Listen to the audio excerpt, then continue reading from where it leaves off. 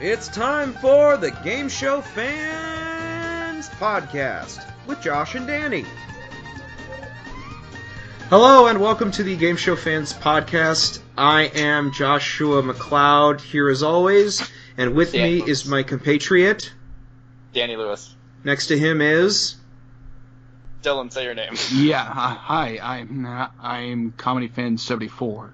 That works. And standing next to Comedy Fan 74 is... And this is YouTube's X Factor Gaming.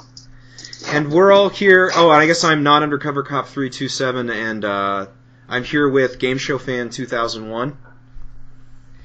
And we're here to discuss 4 very obscure game shows.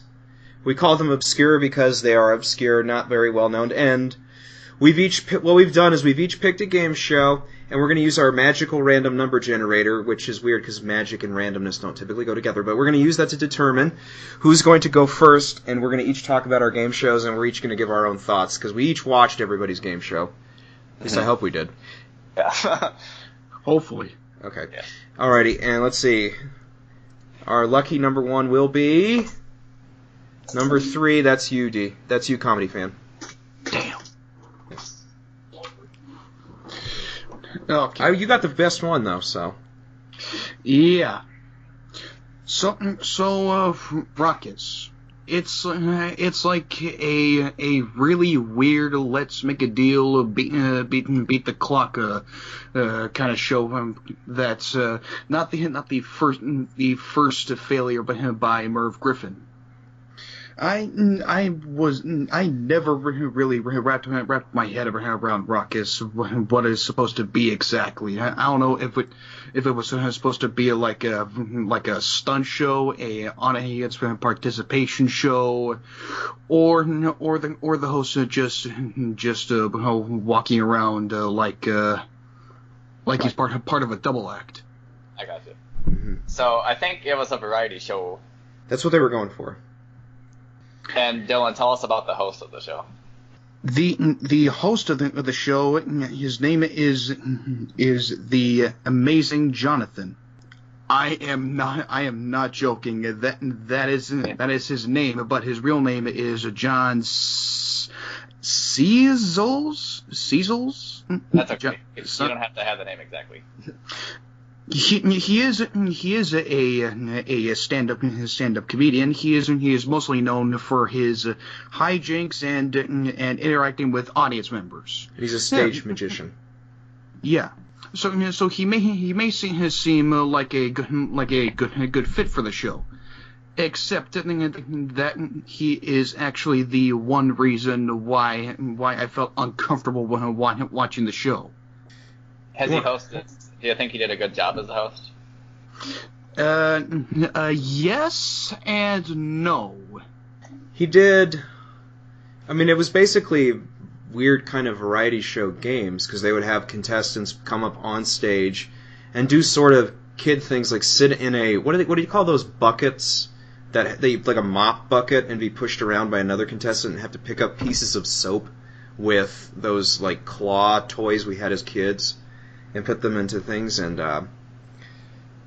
just sort of kind of weird variety. Since it changed from episode to episode, it was sort of like a Beat the Clock meets Let's Make a Deal type show. Oh, I see. Yeah, it's basically that, which I am always confused on. But at the beginning of the show, they had that thing where he showed a card that said, I like red skin potatoes on plates on sour. Yeah, he always did some magic shtick. Okay, that's what that was. Yeah. I always did it, and then occasionally they would have kind of a sketch. Like, I remember they had one where they had a guy from the audience, and they blindfolded him, and Jonathan held up some fingers. He's like, how many fingers am I holding up? And he guessed it correct every time, and so they kept putting different methods to blindfold him. And he still kept guessing every time. And what channel was this originally on? WNBC TV.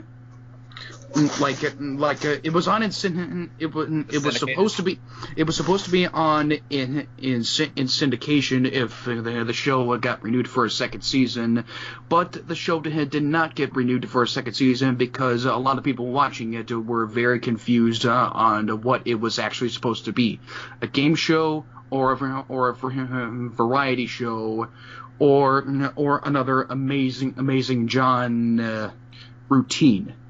Okay. And I Wait, think it was on. Go ahead, You're saying Dan. it was on. I'm sorry. You're saying it was on NBC? WNBC TV. Was that a affiliate of what? That was like a quote unquote syndication channel, or I may be actually stupid, and it was actually NBC. Okay. He did have a thing with NBC at the time, so it's possible. Yeah, and this may be the first on-air failure that was created by Merv Griffin. What was that? Well, maybe it was. Yeah. Headline Hunters? Headline Hunters. His next on-air failure would be Merv Griffin's Crosswords. I always thought Player Hunch was his first on-air failure. Well, that one, A, it did pretty well, and B, he hosted it. I don't know if he produced it. Merv Griffin did host the show Camouflage back in the '60s, and he was good. The show was good. And so overall, do we think Ruckus was a good show, or was it just too confusing for the good of it? Way too confusing for its own good. Okay. I liked it. I'd probably agree with Dylan on this one. It was a little confusing, but sometimes shows have to be like that. It's like that kids game show Scramble that aired a year before or a year after. I haven't heard of that. I've seen Cindy's review of that. Yeah, from what I can tell, too confusing to last. I'm actually surprised Scramble got picked up. Yeah, it was a football-themed game show hosted by... Randall Cunningham. Yeah. Who wasn't really a host, he was really just a football player. No, and when we're talking about Cindy, we mean the great Cindy Seidelman of GameShowGarbage.com. We'll put a link to it in the description. You'll hear a lot of references to that show. The great Seidelman. Right. All right. You want to move on to show number 2? Oh, yes. Who's it going to be? Number 4, I think that's me. It's me. Oh, it's you, Rich?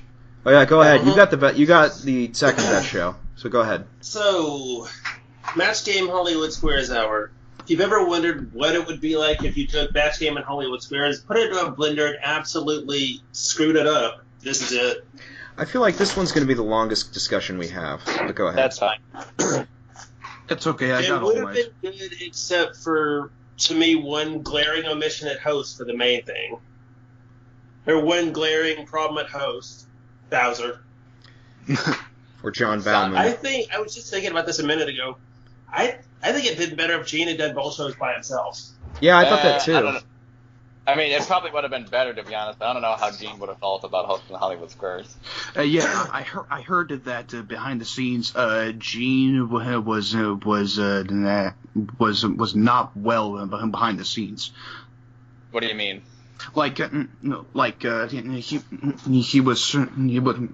He felt dragged into the Match Game Hollywood Squares Hour. He was unhappy with it. Yeah. And I heard that Gene and Bauman really didn't like each other behind the scenes. Yeah. Okay. Rich, describe the format of the show. Okay, this is probably going to be the easiest part to describe. The first half is the Match Game PM kind of thing, where you have your 3 rounds. I think it goes best 2 out of 3 rounds. No, I think It goes whoever It's has the PM form. It's the Match Game PM format. Yeah, whoever has the most points. Again. Basically, 3 rounds, most points wins. It's your regular Match Game fill in the blank affair. Hollywood Squares, on the other hand, got totally what's the word I'm looking for? Butchered? That was a word. They botched Hollywood Squares because, well, Hollywood Squares is supposed to be lighthearted, comedic. It isn't supposed to be serious. Just like Match Game. Mm-hmm. Yeah. And yet Merv Griffin wanted Mark a Goodson. serious Hollywood Mark Squares. Goodson. It was You mean Mark Mark Goodson. Sorry, Mark Goodson. Yeah, Mark Goodson wanted a serious Hollywood Squares, which would have never worked anyway. And basically, Hollywood Squares got the shaft into the stick. Why was it so bad? Go into detail why it didn't work on this version, whereas it worked in the previous. With Hollywood Squares, you would think, like Cindy said, it would have been a match made in heaven if they had stuck to the original Squares format. Like, something she said is something I've noticed that I had agreed with her on, and that's in this version of Hollywood Squares, you should not have gotten a square if you're about to have a win. And your opponent gets the question wrong, you shouldn't get the square. They never did that on any other version of Squares. Yeah, they made. Not even the British They made them win by Squares. Yeah. And that's partially what could have messed it up. And don't forget getting rid of the pre-scripted Zinger Yes. jokes. And I heard Yeah, that was that made a thing because Mark Goodson hated any of his shows being any form of scripted beforehand. But that's what made Hollywood Squares work. That is the biggest sore thumb. Yeah. Okay. But overall, I don't think it's that terrible of a show. It could have just used a little bit of work to make it better. Mainly getting rid of Bauman and letting somebody else handle the Hollywood Squares part, not named Mark Goodson. I agree with Rich. Yeah. But I mean, you can see what they were trying to do. But the good thing about Match Game Hollywood Squares Hour is that as of the moment we're recording this, tomorrow, well, the next day after we record this, Buzzer will be showing some episodes of Match Game Hollywood Squares Hour. And I've checked my TV guide; they're not listed past tomorrow either. VTR date 02 Cygnus 1619. Well, hey, Like, the 3-hour marathon is it unless Dish Network unless Dish and Buzzer haven't decided when they're going on yet. Or if you're in a foreign country and if you have a VPN, and you want to watch the stream online on the official site, yeah. You know, there was a guy that went to my school that hated people with VPNs. He doesn't go there no more. I still don't know what a VPN is. Virtual private network. Ah, I still don't know what that is. Yeah. That's okay. It's not that important. We can talk about it when we stop recording. That being said, 3-hour marathon. Okay, so 3-hour marathon and they're an hour each, so it's like 3 4 episodes. 3 episodes is better than no episodes. So I'm just wondering where they're going to put this on. I mean, they have an amazing spot right after Match Game to use. Yeah. Well, I think we can delve into this just for a few minutes. Are there any shows, like, just like one show, quick comment, no more than that. Is there any one show on Buzzer you wish they didn't air? Oh, damn it, I already know what everyone's going to say, but we'll do it anyway. I'm guessing everyone's going to say, so 1, 2, 3, it begins Temptation. Yeah. No, actually, I've said Really? about that. I'm not saying it again. Okay, so never mind. I thought we were going to go somewhere with this discussion, but this is just going to be us. Well, Temptation is up there, but it's not number 1. What's number 1? The same show GSN is guilty of spamming a million times a day. Family Feud. I understand that you want people like Feud, but the term rerun abuse gets thrown around a lot. It fits here. Yeah. Well, at least they're not rerunning the Steve Harvey version over and over again. At least we get some variety. We get to watch Louis Anderson. No. Keep the Louis version off for good. What about the Richard Karn version? I don't have any problem with the. I have no issues with the Karn version. I liked it. I grew up watching the Karn version and reruns of Dawson and Combs on the Game Show Network. Combs will always. When it was I think Dawson and Combs will always be tied for my favorite on the feud host scale. All right, well, let's not get too off topic here because we don't want to talk about the feud host for the rest of the show. Do we want to end on a high note or do we want to end on a mediocre note? Because I feel like you want to end. Do we need to finish our discussion of Match Game Hollywood Squares Hour? I'll just say that it's watchable, but nothing too special about it. Yeah. And it lasted for about a year on NBC. Needed a gimmick. Anyway. And a better host. Yeah. All right. Who's going to go next? Is it going to be me or Danny? Ooh. All right. Drum roll, please. I can't believe we're going to end on a winning streak. Go ahead, Danny, you're up. Get that. And lest I forget, because I know where this is going, these aren't necessarily shows that we like, that we picked. These are shows that are obscure in nature. So I'm doing that as a preface because I really want to emphasize that before Danny says his show. Go ahead, Danny. Okay. The show that I did was called The Moment of Truth. And it was a show where, but before the show starts, the contestant gets a polygraph test and is asked, one time it was 50 questions, but then in the next season it was 100 apparently.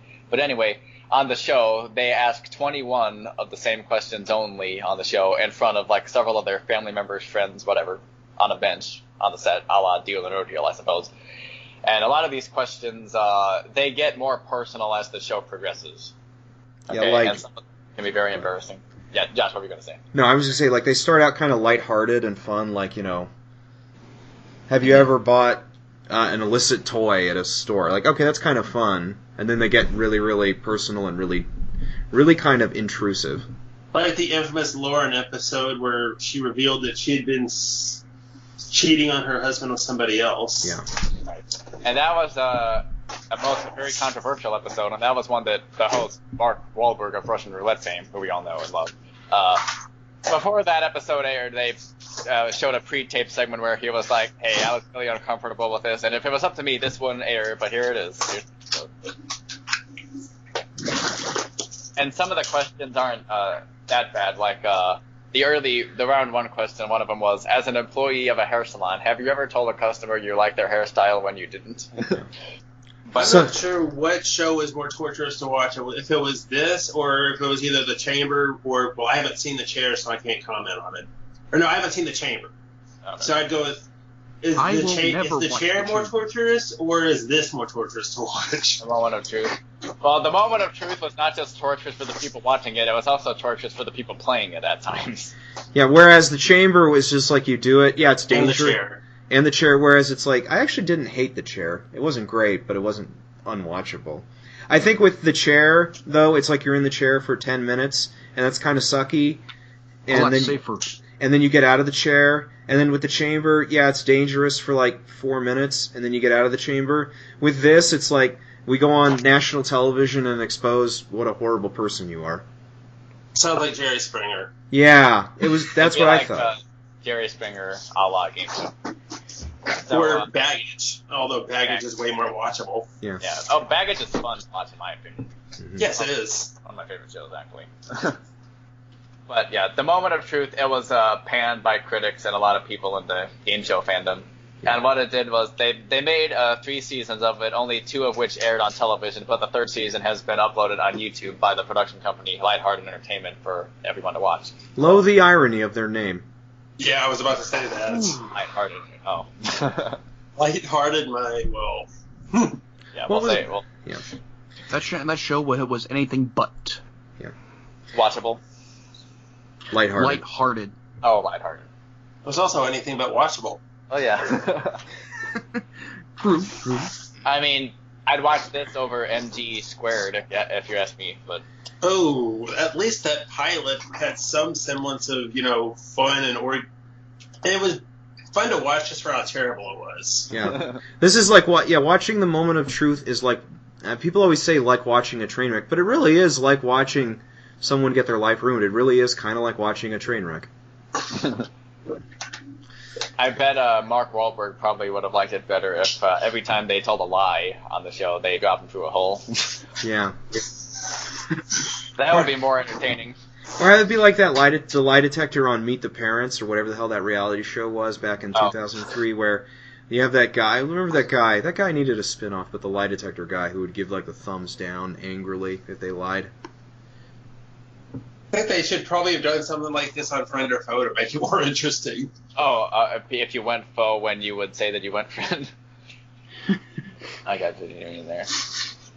But yeah, that's pretty ironic though, because I guess if you wanted someone to host a game show about untrustworthy people, you'd want Kennedy for The Moment of Truth, but no, they picked Mark Wahlberg, someone who also was on a GSM in 2002. Can you imagine Kennedy hosting It'd be a lot moment of better. truth. Moment Yeah, of but truth. she would. She always felt like somebody that liked to exploit, like kind of get people out. Like I don't know if I necessarily think. I mean, again, she's a great host of kind of friend or foe, but when you put her in a situation where she has to host a show like The Moment of Truth, you have like, ooh, I don't know if I want her bringing out the worst in people after they've admitted that they've had extramarital affairs on national television. Meanwhile, Mark Wahlberg, he just kind of kept his mouth shut and went with the game rather than exploiting people. And he said in an Where interview. did that land Wahlberg? On the worst reincarnation of any show I've seen in years. The 2019 Temptation Island. Oh crap! Why is that show even revived? I'm asking the same question. I was watching that with a internet friend the other night. He and I both agree. Why does this show exist? Much less, why does it exist on USA? I think here's because, the Mark- best reason. Here is the best reason. Go ahead.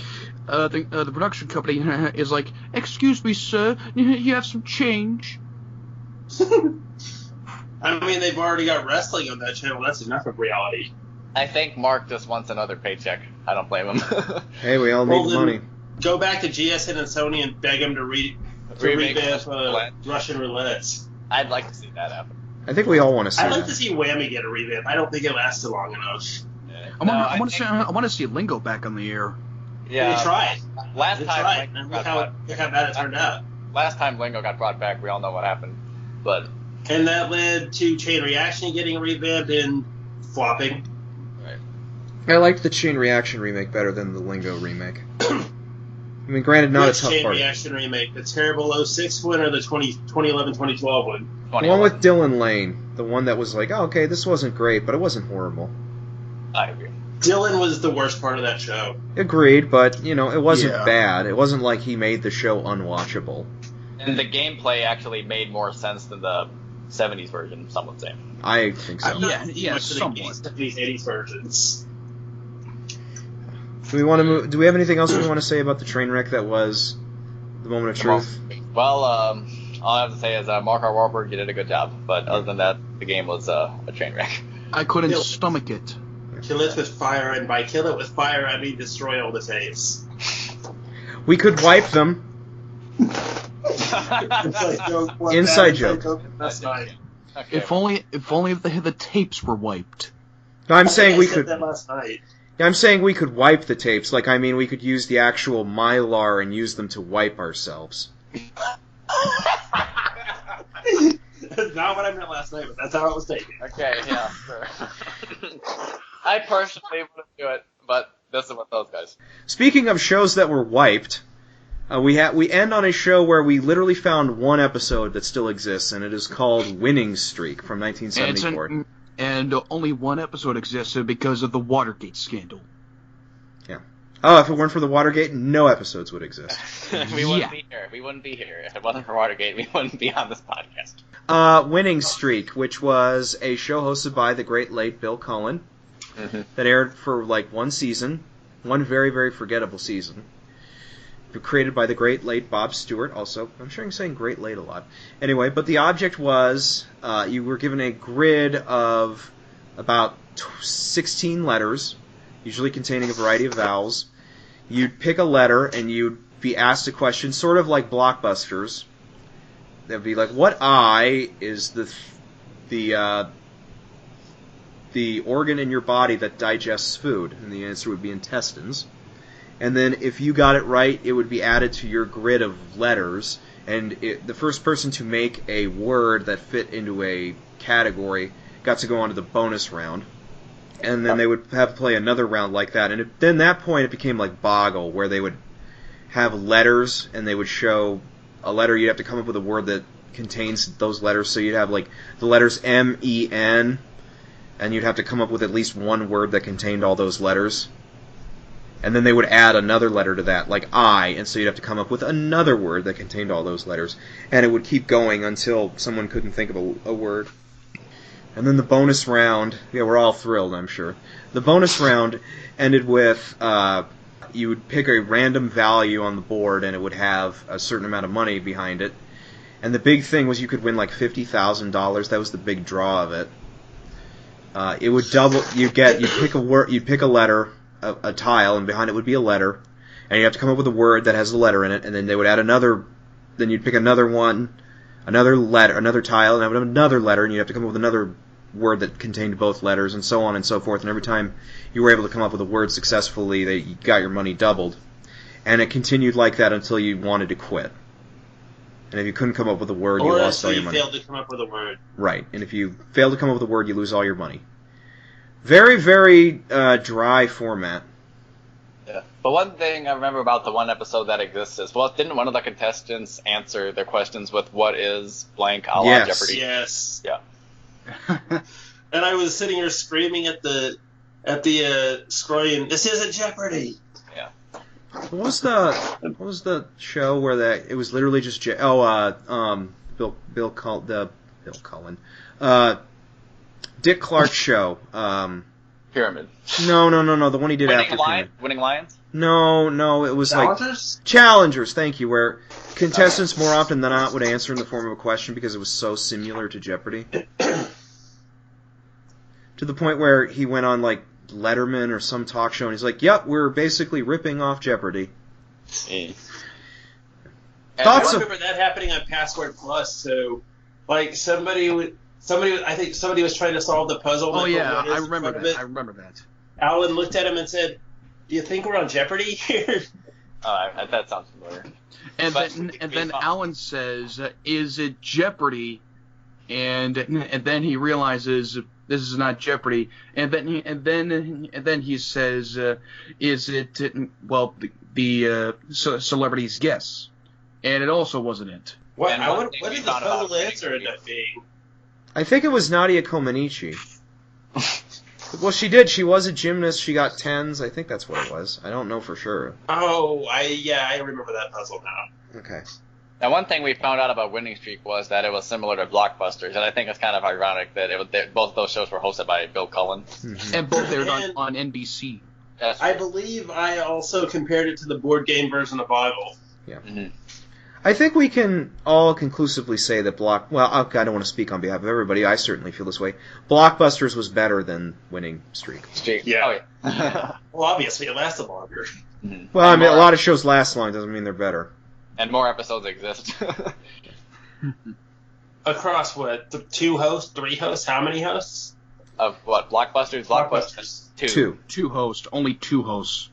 Phil Rafferty. I still think the Cullen version beats the Rafferty version. Probably. Yep, definitely. Okay. Then again, I'm not a fan of anything Bill Rafferty. I think Really? it's too dry. Okay. We all have our hosts we don't like that are beloved. I mean, I don't not like him. I just don't like his hosting style. Okay.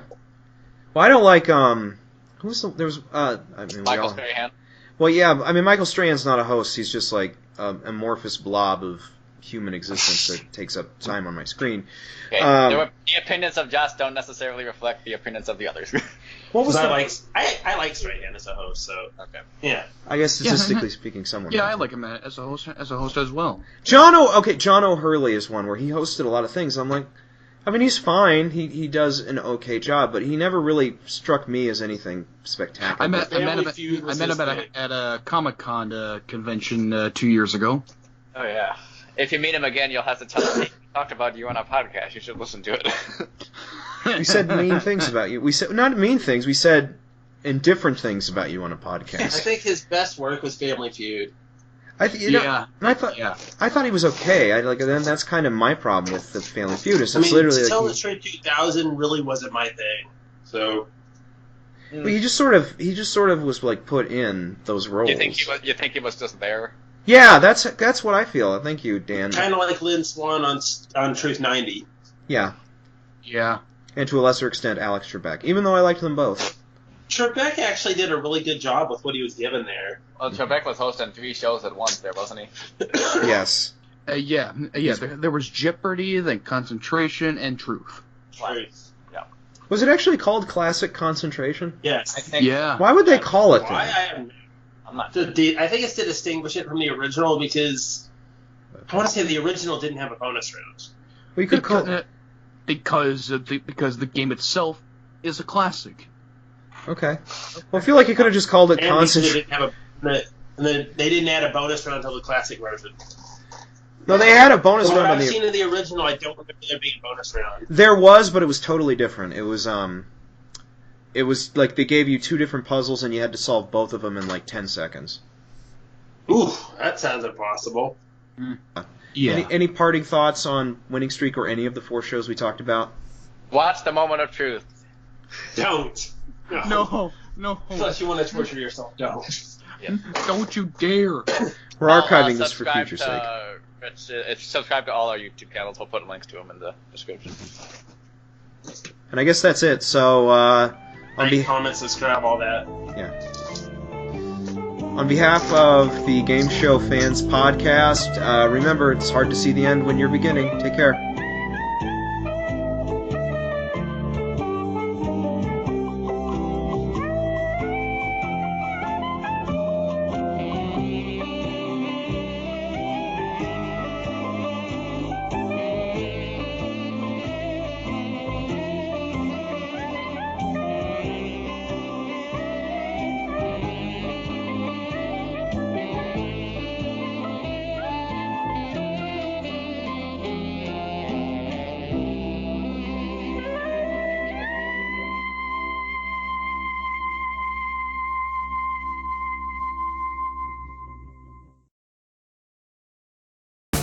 Don't forget to subscribe to the Democracy Network for great more content like this one.